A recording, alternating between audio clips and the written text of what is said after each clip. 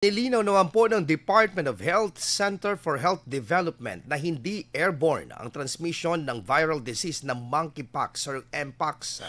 Matapos pong kumpirmadong kaso po ng sakita sa may Tagudin, Ilocos Sur, ayon po kay Dr. Ruel Bobis, direct or skin-to-skin contact sa taong may mpox tulad ng bodily fluids at materyales na kontaminado ng virus ang maaaring maging transmission sa individual. Ilan sa mga sintomas ng sakit ang nasa 2 hanggang 4 na linggong pamamaga ng lymph nodes at pantal na may nana.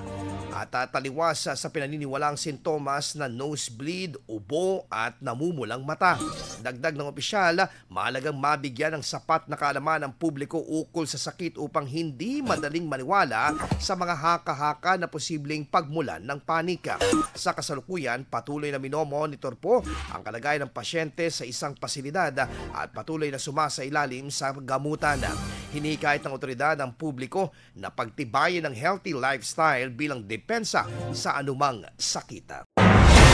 IFM News. IFM News. IFM News.